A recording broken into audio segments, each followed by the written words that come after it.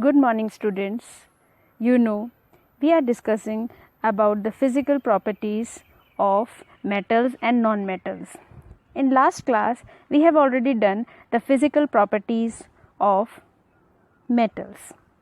The earth crust is the biggest source of many metals.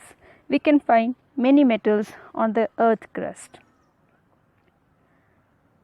We classify elements as metals and non-metals on the basis of property like conductivity, whether they conduct electricity, heat, etc., their luster, that is shine, malleability, that is whether they can be turned or beaten into sheets, ductility, it means the property by virtue of which the metal can be drawn into wires, and so on. Physical properties are those that can be observed without changing the identity of the substance. The physical property can be color, density, hardness, etc. Now let us discuss about the physical properties of non-metals. Till now we have already discussed the physical properties of metals. So today we will study about the physical properties of non-metals. Non-metals are soft and dull, unlike metals, because metals are very hard, except some exceptional cases are like sodium and potassium are there, but non-metals are considered to be soft and dull. Dull means they don't have shine, they don't have luster, they are not lustrous. They break down into powdery mass on tapping or when they are hammered. They are brittle. When you just tap them or hammer them, they will turn into powdery mass. So this is called, they are brittle. They break on hammering. So example can be coal and sulfur.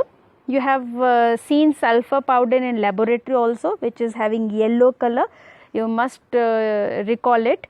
Non-metals are not sonorous. They don't produce ringing sound when you hit them hard. They are poor conductor of heat and electricity, and they do not possess any shine, metallic luster. They are non-malleable and non-ductile also. Non-malleable means they cannot be turned into sheets or they cannot be turned into wires. So examples of non-metals are phosphorus, sulfur, carbon, oxygen, nitrogen, etc. Now this is a nice table, a tabular representation showing you the difference between metals and non-metals, and this difference is basically based on their physical property like appearance, how do they look like, hardness, malleability, ductility, heat conduction, conduction of electricity. So all these are the physical properties. Now let's have the difference between metals and non-metals on the basis of their physical property. First and foremost is appearance. If you see metals, they are lustrous, they have got the shine, and non-metals, they are dull, they are non-lustrous. This we have done. Now second, hardness. In case of metals, they are hard except sodium and potassium. You have seen in first video also that sodium and potassium, they can be cut with knife, so they are not hard. Most of the metals, they are hard, but sodium and potassium, they are not hard, they are soft, they can be cut with knife. Non-metals, they are generally soft except diamond. Now malleability. Metals are malleable, means they can be turned into sheets like aluminum foil, silver foil you have seen. Non-metals, they are non-malleable. Now see the ductility. Metals, they are ductile, means they can be turned into wires, and non-metals are non-ductile. You can't turn them into wires because they are brittle. They break off when you hammer them or when you try to turn them into wires. Now the thermal conduction or the heat conduction.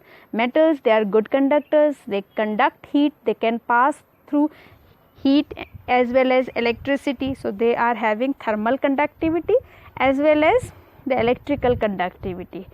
That's why you must have seen, in case of heat conduction, you must have seen all the vessels, utensils in your kitchen, they are of metals only because they have got the thermal conduction. non-metals, they are poor conductors, they are insulators, they don't conduct, they don't let the heat to pass through them.